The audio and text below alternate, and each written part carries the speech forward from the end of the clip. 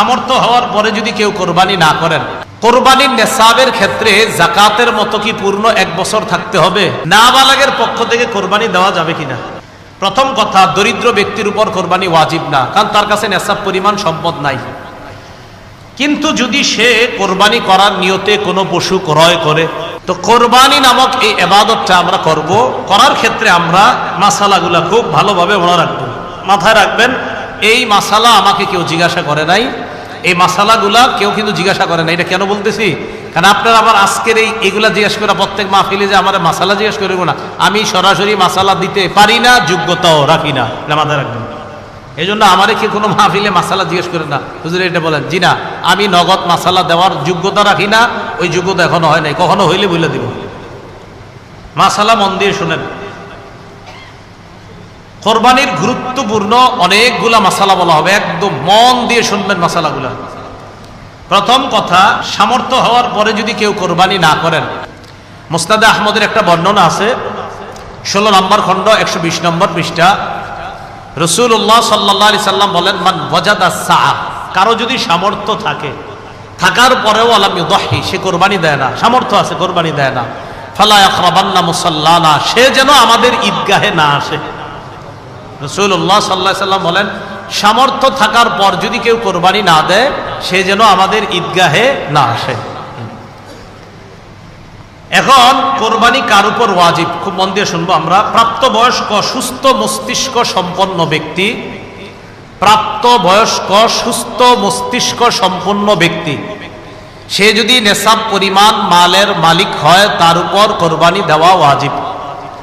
আবার বলছি, সুস্থ মস্তিষ্ক সম্পন্ন, নেসাব পরিমাণ মালের মালিক যদি 10, 11, 12 তারিখ এই 3 দিনের কোনো একদিন হয়, 10, 11, 12, আবার বলছি 10ই জিলহজ, 11ই জিলহজ, 12ই জিলহজ সূর্যাস্তের আগে, 12ই জিলহজ সূর্যাস্তের আগে যদি কেউ যাকাত দিতে হয়, যেই নেসাব হইলে ওই নেসাবের মালিক যদি কেউ এই 3 দিন হয়, যাকাত দেয় কয় বছর পুরো হইলে?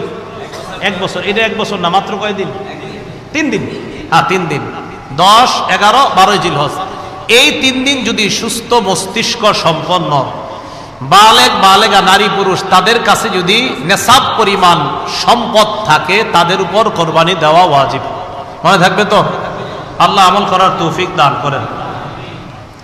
এক্ষেত্রে একটা কথা মনে রাখবো, কোরবানির ক্ষেত্রে প্রয়োজনের অতিরিক্ত সম্পদের মধ্যে জমিনও গণ্য করবেন। যেই জমিনের ফসলটা আপনার প্রয়োজনের অতিরিক্ত, মানে এটা আপনার প্রয়োজন না, এটা আপনার না হইলেও চলে, এই জমিনের ফসল না হইলেও চলবে, এটাও কোরবানির নেসাবে ধরবেন। কি বললাম? জমিনের ক্ষেত্রে প্রয়োজনের অতিরিক্ত যে জমিনগুলো আছে, কোরবানি, শুধু কোরবানির নেসাবের ক্ষেত্রে এটাকে আমরা গণ্য করব। আল্লাহ বুঝার তৌফিক দান করেন। অনেকেই আছে কিন্তু আপনার নেসাবের মাল আছে, হয় এই 3 দিনে হয়ে যায় অনেকের, মাশাআল্লাহ। তো যাই হোক, আপনারা তো জানেন কাদের হবে কাদের হবে না, এই জন্য চেষ্টা করা, অন্তত একটা খাসি বকরি দিয়ে দিলেই তো হয়। এরপরের মাসালাটা আমরা মন দিয়ে শুনবো।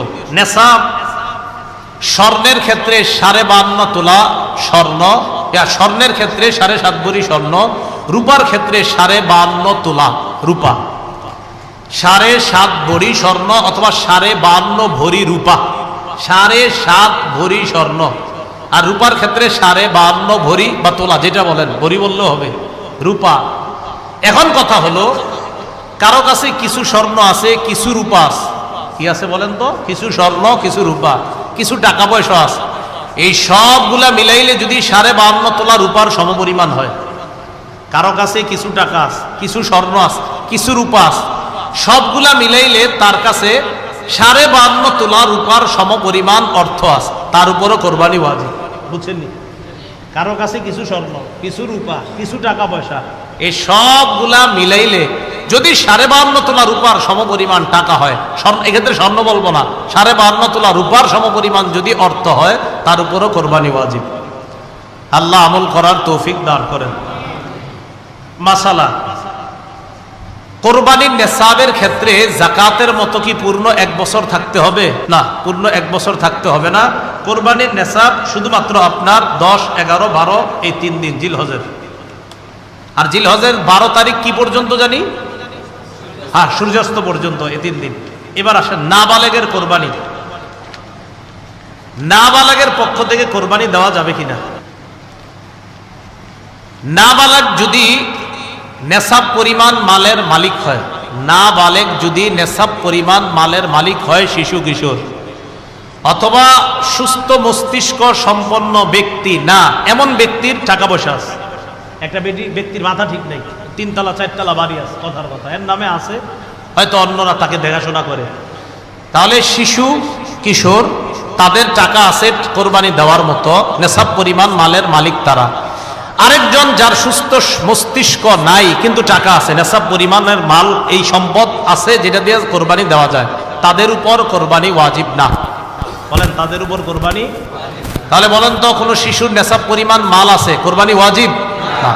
কোনো অসুস্থ যার মস্তিষ্কটা সুস্থ না, তারও নেশাব পরিমাণ মাল আছে, কোরবানি ওয়াজিব। কারণ কোত্থেকে বের হয়েছে? বর্তমান হিসাব অনুযায়ী প্রায় 78 কিলোমিটারের কাছাকাছি, 78 কিলোমিটার, কিলো যেটা আপনাদের এই রাস্তাঘাটে এখন লাগায় রাখে কিলো, তাহলে 48 মাইল, বলেন 48 মাইল, আর কিলো হইলে প্রায় 78 কিলোর কাছাকাছি।